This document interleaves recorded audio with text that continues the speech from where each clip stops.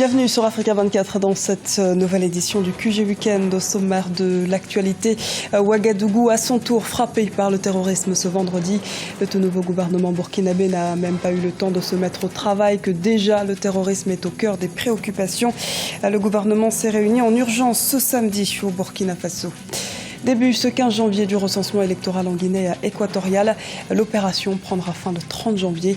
Quelques 291 000 électeurs s'étaient inscrits lors du dernier scrutin de 2009. L'élection présidentielle est attendue courant 2016. Difficultés au sein des transports publics guinéens. La société de transport de Guinée, Sotragui, est secouée par des mouvements de revendication salariale. Le parc automobile est de plus en plus réduit et les recettes engrangées ne permettent pas de faire vivre l'entreprise.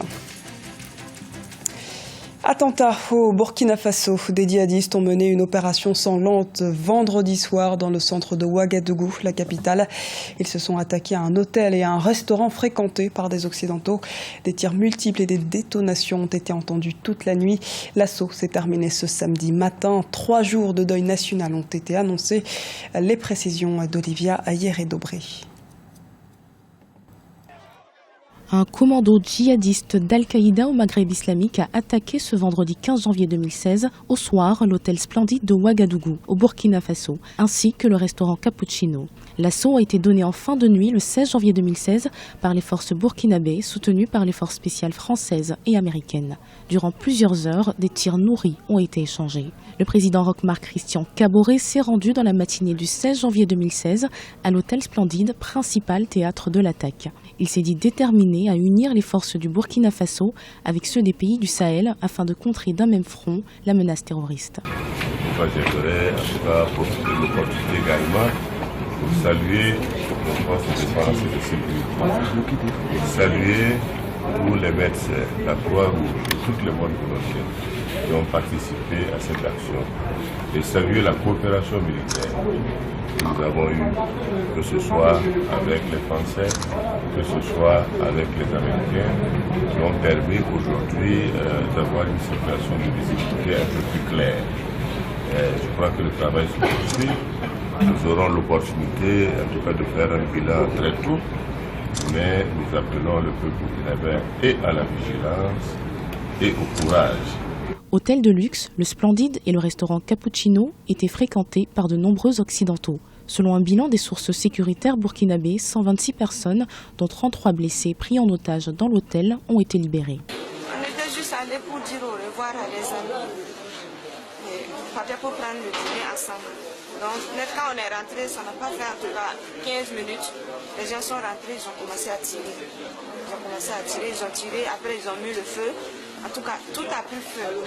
Et c'est sous les flammes qu'on a réussi à casser quelques vitres pour se sauver sous les voitures qui étaient également en feu. Donc, en rampant, on a pu s'échapper sous d'autres voitures, d'autres services dans les parages. C'est quand la gendarmerie est arrivée qu'on a pu vraiment nous sauver. Mais il y en a qui ont également reçu des balles parmi les forces de sécurité. On a fait quoi? On attaque tout. Par la suite, là, ils ont mis le café en feu. Bon, on a essayé de se débattre pour quand même sortir. Quoi. Moi, personnellement, ils ont tiré mon bras. J'ai une fracture ouverte. Voilà. Grosso modo, c'est ce que je peux dire. Ils ont brûlé mon véhicule aussi. On était dans le hall en fait. Quand on a vu les gens qui accouraient de part et dehors et qui nous disaient qu'ils ont attaqué Cappuccino. Bon, du coup, comme ça, ils ont commencé à tirer. Donc, comme on était dans le hall, on est rentré dans un bureau juste à côté. On s'est réfugié sous les bureaux. Et sans mentir, je suis un revenant. Les opérations des forces de sécurité burkinabées contre les auteurs des attaques sont terminées. Les forces burkinabées poursuivent des opérations de ratissage aux alentours de l'hôtel Splendide et du restaurant Cappuccino, ainsi que des établissements voisins. L'attentat a fait une vingtaine de victimes de 18 nationalités selon les autorités burkinabées. Préparatifs de l'élection présidentielle prévue cette année en Guinée équatoriale. Les opérations de recensement électoral ont débuté vendredi 15 janvier. 2 semaines au cours desquelles les Équato-Guinéens sont appelés à aller s'inscrire sur les listes électorales afin de pouvoir remplir leur devoir de citoyen. Reportage de Serge Kofi, notre correspondant en Guinée équatoriale. La Guinée équatoriale renouvelle son fichier électoral avant l'élection présidentielle de 2016. Une opération de recensement des personnes en âge de voter qui a débuté ce vendredi 15 janvier sur tout l'ensemble du territoire. Des agents recenseurs sont postés sur différents points et les électeurs sont appelés à se présenter et à s'enregistrer avec leur pièce d'identité. On a presque 1400 agents qui sont distribués dans tout le territoire national. Il y a une cartographie nationale. Au niveau des communautés, on a 1300 et quelques lieux d'enregistrement de voteurs. Tout se passe très bien. Et en ce moment-là, on a introduit une nouvelle méthodologie d'enregistrement. On a introduit des technologies de l'information. Vous venez de voir comment on utilise maintenant les tablettes pour l'enregistrement. On a laissé les papiers, les stylos, un peu parce que ça nous causait beaucoup de problèmes au moment de processer les données.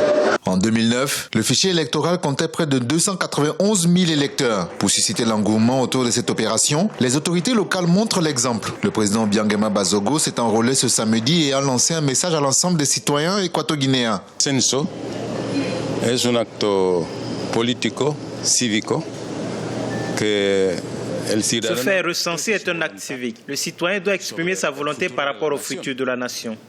Il ne suffit pas de dire que l'on est citoyen, mais il faut aussi l'exprimer dans ses intentions. Quels sont les désirs du citoyen en ce qui concerne le destin de son pays? Il y a la paix, la liberté, le progrès et la prospérité. Une personne qui doit voter doit penser à ces éléments. Un citoyen doit exprimer sa volonté pour sa nation. Por lo tanto, cuando una persona va a votar, tiene que pensar sobre esos elementos. Au lendemain du début de cette opération, 3 partis de l'opposition, l'Union du centre-droite, la Convergence pour la démocratie sociale et les Citoyens pour l'innovation ont émis leurs réserves sur le processus de recensement en évoquant le manque de participation de l'opposition. La joie aura été de courte durée. Un nouveau cas d'Ebola a été confirmé en Sierra Leone, a annoncé vendredi l'Organisation mondiale de la santé.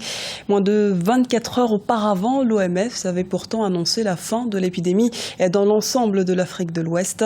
Un premier prélèvement effectué sur une étudiante décédée récemment dans le nord du pays a été testé positif jeudi par les autorités sanitaires de Sierra Leone.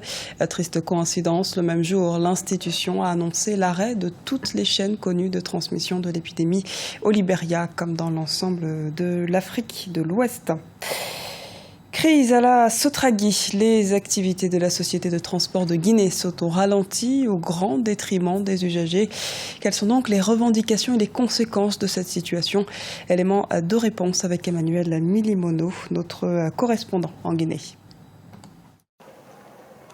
Entre le déficit de financement et les grèves répétitives des travailleurs, la société de transport de Guinée traverse une période difficile.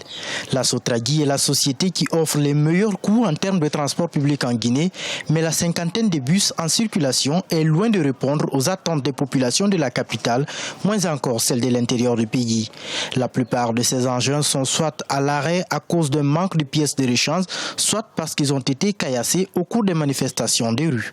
Aujourd'hui, nous avons une cinquantaine de bus disponibles qui peuvent réellement transporter la population. Les bus caillassés par le mouvement politique sont au nombre de 46. Il y a 3 bus qui ont été percutés par des camions et qui ont été touchés au niveau de leur moteur, parce que leur moteur se trouve derrière. Donc ces moteurs ont été touchés, donc vraiment ils ne sont pas fonctionnels. L'ensemble de parc qu'on nous a remis, c'était 100 bus. La crise que traverse cette société de transport public guinéen est également liée à une mauvaise exploitation de son parc automobile. Les recettes engrangées par les quelques bus en circulation ne sont pas en mesure d'amortir, ne serait-ce que le coût du carburant qui leur est octroyé. Les détournements constatés sur le réseau d'exploitation provoquent aussi un profond déséquilibre financier. En 2015, pour préserver les emplois et garantir le paiement des salaires, le syndicat des travailleurs a dû prendre en main l'exploitation et le contrôle des recettes journalières. Nous nous sommes mêlés de la gestion de l'exploitation et que nous avons demandé au directeur général qui a accepté. Automatiquement, le premier jour, nous avons détecté au niveau de l'encaissement que c'est là où il y avait le problème. Un receveur vient avec 815 000 francs. Il a informé son conducteur, il a informé son contrôleur, arrivé à l'encaissement. L'encaisseuse qui a encaissé le monsieur a mis 669 000 sur son reçu. En dépit des recettes générées par l'exploitation des bus, la Société de transport de Guinée est encore obligée d'attendre chaque année de l'État une subvention d'1 milliard de francs guinéens pour assurer son fonctionnement. Unique société de transport public en Guinée, la Sotragui est encore loin d'assumer correctement sa mission de service public. La conscientisation de ses cadres et travailleurs demeure un défi à relever pour que la société réponde efficacement aux attentes des populations. Bonne nouvelle pour le portefeuille des Sénégalais. L'État vient d'annoncer une baisse des prix des produits pétroliers. La décision a été attendue depuis très longtemps par les consommateurs, mais elle sera effective à partir de ce samedi 16 janvier. Essence, diesel, mais également le gaz subiront en moyenne une baisse d'un peu plus de 5%. Ainsi, un litre d'essence coûtera 40 francs CFA de moins et 50 francs CFA pour le gasoil. C'était le journal de la rédaction. Merci de nous avoir suivis. Retrouvez dans un instant une nouvelle édition de l'actualité sur Africa 24.